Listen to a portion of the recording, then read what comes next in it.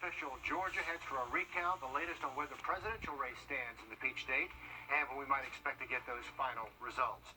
But first up, Augusta National Golf Club Chairman Fred Ridley starting his annual news conference today by announcing a huge investment in the Laney Walker and Harrisburg neighborhoods here in Augusta. News 12's Laura Warren was there as the chairman explained what that partnership means.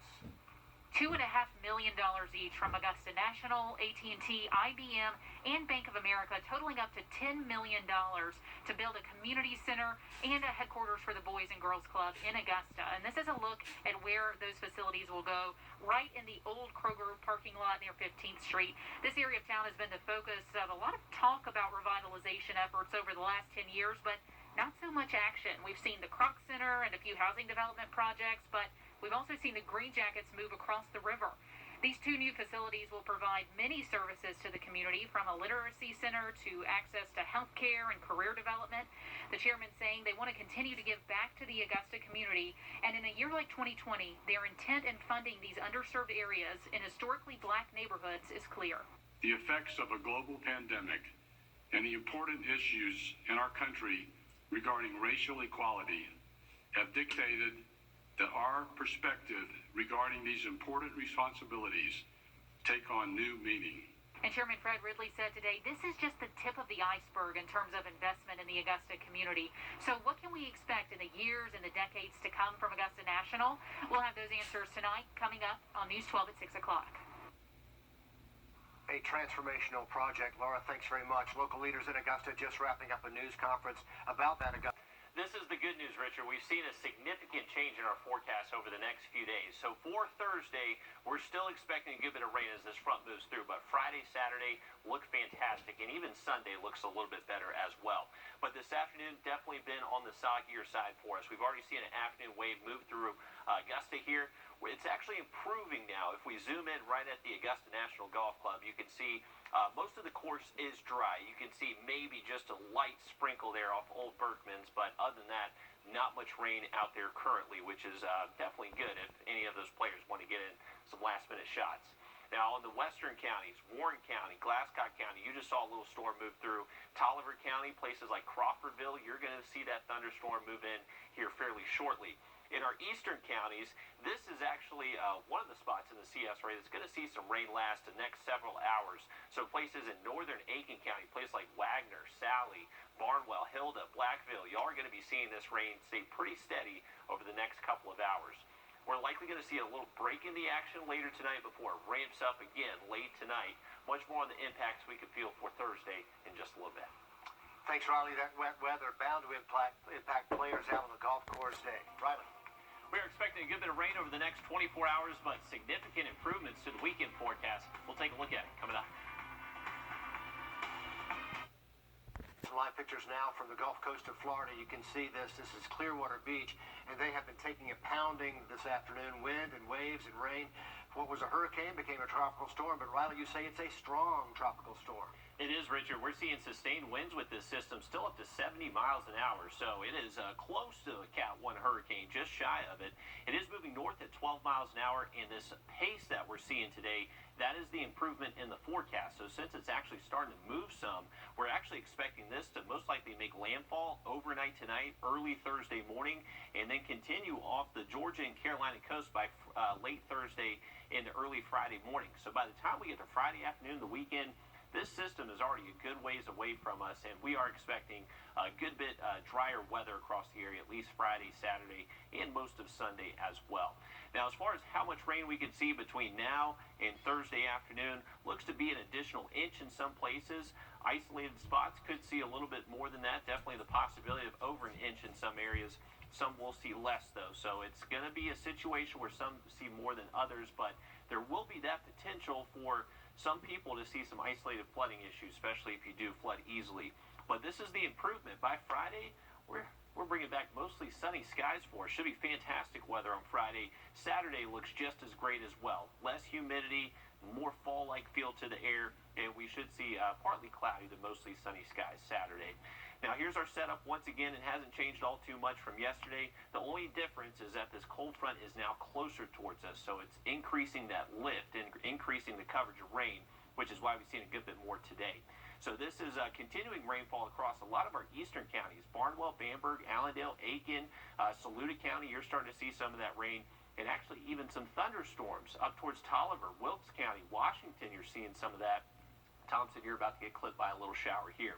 But Augusta and Columbia County, we're kind of right in the middle of the rain. So we're seeing a little break in the action to where it is currently dry. Places like Appling, Evans, Martinez, Augusta. We are dry currently, but there is rain all the way around us. And we are expecting that rain to pick back up late tonight. We'll likely see a break in the action once the sun goes down between, say, 8 and midnight. Not too much rain out there. But look at what happens overnight tonight into early Thursday morning. That activity really starts to ramp up again, and that's where that heavy rain threat will come into play for some isolated flooding issues. But this is going to be a cold front moving through tomorrow. So as soon as this front moves east of you, your rain chances go down significantly. So for our western counties, that front's expected to hit you late tonight, early tomorrow morning, to where most of your Thursday is looking dry. Now, rain chances are going to stay higher in the afternoon for our eastern counties as that front does move east. Augusta, we are right in the middle. So our highest rain chances most likely mid-morning to mid-afternoon on Thursday. Beautiful weather, though, by Friday. Clearing out, finally getting some cooler weather for the weekend and looking more seasonal by next week. Riley, thanks. Some scary moments in Charleston after an evacuation at the airport there. We'll tell you what led to all the confusion. And you'll never forget it.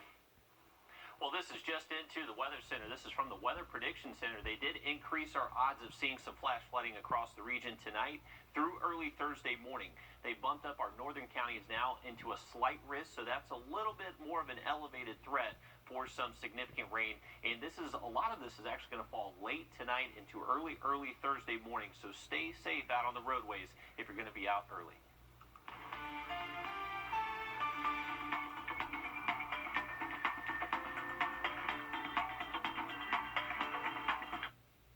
When we say we're on Because of COVID. Our Celeste Springer gives us a look at one event where attendance nearly doubled this year. I'm here outside the Columbia County Military Memorial Wall here in Evans, where a day of events just wrapped up.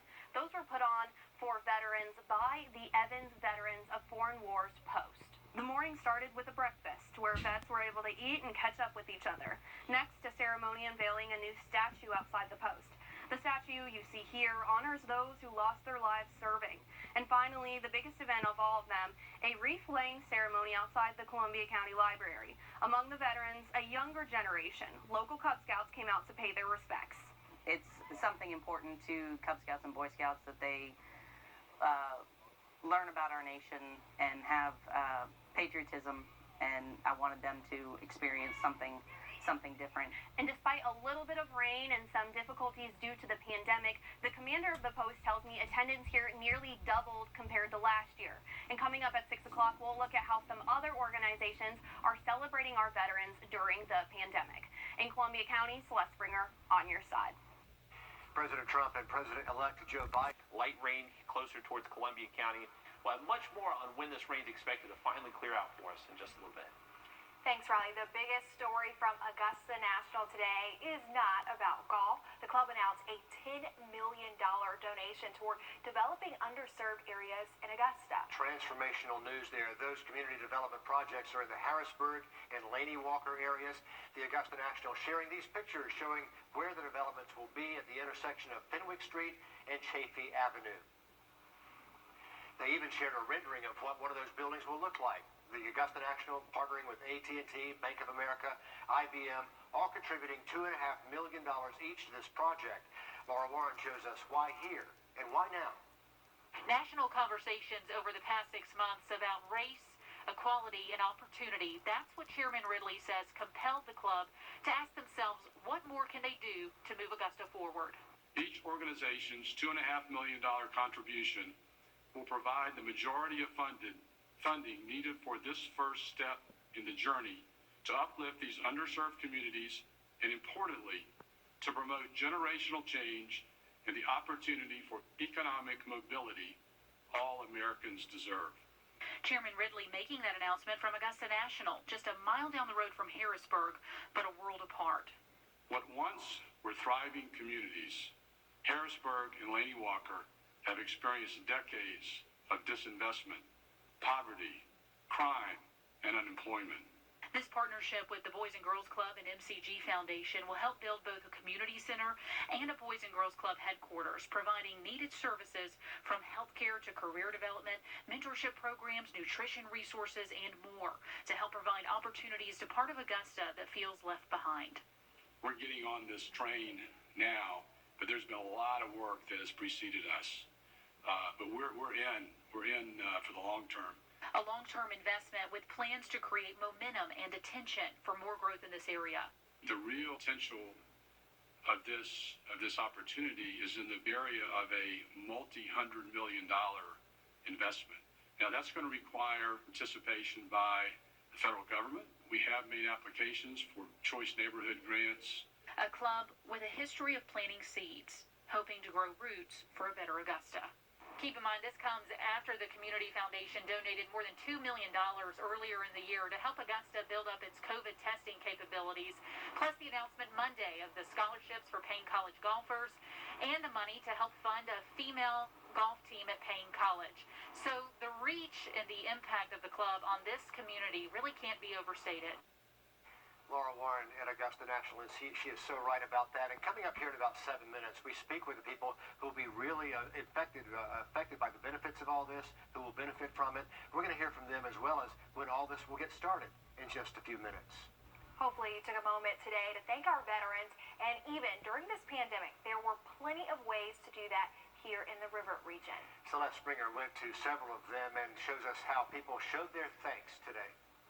This statue was unveiled here today at the Evans Veterans of Foreign Wars Post. It's dedicated to veterans who lost their lives in the line of duty. And the dedication ceremony here today was one of many ceremonies happening around the CSRA in honor of veterans. The veterans I spoke to tell me that this statue is here to stay, but they hope the lessons learned from today do as well. Veterans of different branches and backgrounds gathered here at the Evans Veterans Foreign Wars Post. First gathering for a complimentary breakfast, later a dedication ceremony for fallen soldiers. One veteran I spoke to who brought his young boys hopes that they can learn something. The biggest takeaway is their questions from it. I know they don't understand a lot that's going on, but I like to get with them afterwards and see what kind of questions they have. Later in the afternoon, a wreath-laying ceremony at the Columbia County Military Memorial. They say ceremonies like this serve as a reminder. President Reagan made the comment that we're only one generation away from not being a free nation. And younger generations, some Cub Scouts in attendance. It's important to celebrate those who have served, recognize what they've done, given for this country, and look forward to the next generation. Meanwhile, in Augusta, people were invited to give a drive-by salute as they passed this tank outside. And as celebrations wrapped up, these vets say they hope a message remains. We have to remember. We have to remember, we have to let them know that their sacrifices and their family sacrifices aren't forgotten. The post commander here tells me that this is the second year they've done a wreath-laying ceremony. He says attendance this year was nearly double last year's. In Evans, Celeste Springer, on your side. To all of our veterans out there, it's not too late to get some freebies today. If you've not eaten dinner yet, Buffalo Wild Wings, Twin Peaks, and Zaxby's are all offering free meals. At Wrdw, you can get $5 off your meal. Golden Corral is handing out free meals and beverage cards. And at Cracker Barrel, you can get a free dessert. If you've already eaten, you can go to Academy Sports and get 10% off your entire purchase. That goes for first responders, too. All this and more freebie opportunities are on WRDW.com.